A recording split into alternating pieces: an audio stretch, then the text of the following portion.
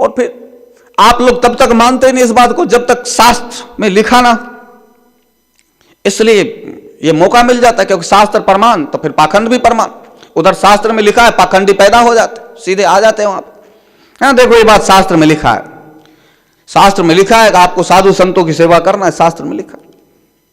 तो बेशक वो साधु संत ना हो, आपको सेवा करना पड़ेगा, शास्त्र में लिखा। लेकिन प्रैक्टिकल में तो जो साधु संत होगा उसकी सेवा करोगे ना, जो हो ही नहीं उसकी कैसे सेवा करोगे। लेकिन भाई मजबूरी है, चाहे लुच्चा लफंदर हो, छेड़खानी करने वाला पंडित ही हो, आपके घर में वो पूजा पाठ करा के आ जाएगा, लफंदर ही है, लेकिन तो भी आपको करना पड़ेगा, क्योंकि शास्त्र में लिखा है ब्राह्मणों को पूजो। आपको चरित्र पे नहीं जाना है, आपको उसके गुण धर्म पे नहीं जाना है, आपको इंसानियत पे नहीं जाना है, शास्त्र में लिखा है। जब शास्त्र में लिखा है तो फिर वही काम करना पड़ेगा। इसलिए शास्त्र से आप किसी महात्मा को मानते, आप हिंदू हो तो फकीर को जल्दी नहीं मानोगे, आप मुसलमान हो तो हिंदू के सन्यासी को नहीं मानोगे। क्यों? कुरान में हिंदू के सन्यासी के विषय में नहीं लिखा है, और आपके शास्त्र में मुसलमान के फकीर के विषय में नहीं लिखा है। इसलिए फिर कहोगे नहीं ये तो मेरा संत है, वो तो उसका है। इसलिए कभी कभी किसी घर पे कोई भगवाधारी पहुंच जाए हिंदू के घर, तो हिंदू उसका स्वागत कर लेता है, और वही भगवा कभी पहुंच जाए किसी मुसलमान के घर, तो फिर बोलता है कि नहीं नहीं ये तो नहीं, ये तो आपका अलग है, आप उधर जाओ, वहां देखो एक बस्ती है, घर है हिंदू का। यानी जो शास्त्र में उसके लिखा है उस अनुसार चल रहा है। और कृष्ण कहते हैं भोक्तायम यज्ञ तपसा सर्वलोक महेश्वरम, इस सारे लोकों में जितना भोग है सब मैं ही भोगने वाला, सब भोक्ता है, मैं भोग कर रहा हूं, सभी भोगों को भोगने वाला, ऐसा करके तो कई तो है। अब वही जब शिव पुराण में जाओगे तो फिर शिव के विषय, देवी पुराण में जाओगे तो देवी के विषय, गणपति के पुराण में जाओगे तो गणपति के विषय, हिंदू के वेद में जाओगे तो ब्रह्मा विष्णु महेश, कुरान में जाओगे तो अल्लाह, बाइबल में जाओगे तो फिर मूल कौन है? बड़ा गजब है। आज आपका जन्म इधर हुआ, हिंदू में हुआ, तो कहोगे मूल विष्णु है, और अगला जन्म यदि मुसलमान के तरफ हो गया तो जो मंदिर यहां आपने बनाया अपने हाथों से तोड़ोगे। नहीं हम बुद्ध पूजा को नहीं मानते, हमें ये मंदिर नहीं मानते, हम मस्जिद को मानते। वहां आपसे पूछा जाएगा मूल कौन है?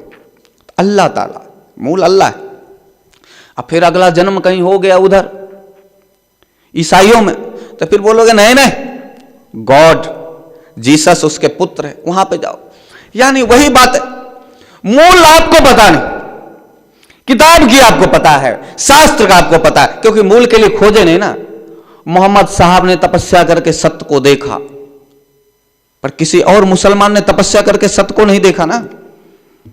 मोहम्मद साहब हीरा गुफा में 40 वर्षों तक ध्यान करते रहे, हाँ तपस्या करते रहे। दूसरा मुसलमान देखने का कोशिश भी नहीं किया, ऐसा क्या मोहम्मद को मिला जो आपको नहीं मिल रहा है। फिर एक रास्ता है, आप कहोगे आप दीन हो, दुखी हो, दरिद्र हो, आप कुछ ऐसा नहीं कर सकते हो, वो मोहम्मद साहब ही कर सकते हो। यानी आप पापी हो, वो पुण्यात्मा है, इसलिए पुण्यात्मा ही वो कर सकता है। तो फिर आप पापी हो तो आपके पास क्या उपाय? तो जो लिखा है वही उपाय, उस लिखे हुए उपाय से आप चलते। तो जो ऋषि मुनियों ने उस तत्व को जाना, कोई भी प्रमाण नहीं। जितना ऋषि मुनि है वो हिमालय में गए, मंदिर में नहीं गए, कंदराओं में गए, गुफाओं में गए, कोई यज्ञ हवन नहीं किया। और जिसने यज्ञ हवन किया वो पंडित था, वो ऋषि नहीं थे। उनको ऋषि कहा गया, कहा इस ऋषि ने यज्ञ किया, इस ऋषि ने हवन किया। लेकिन क्या उस यज्ञ से ज्ञान की प्राप्ति हुआ? विश्वामित्र के विषय में भी कहा जाता है यज्ञ करते थे विश्वामित्र, लेकिन विश्वामित्र यज्ञ तो करते थे ठीक, लेकिन वो तपस्या जो करते थे वहां तो कोई यज्ञ नहीं करते थे, वहां तो ध्यान में बैठे रहते थे। वहां तो कोई यज्ञ का कुंड नहीं, कोई गंगा का जल नहीं, कोई हरिद्वार का तीर्थ नहीं, वहां तो कुछ नहीं। लेकिन जब किसी को ज्ञान की प्राप्ति हुई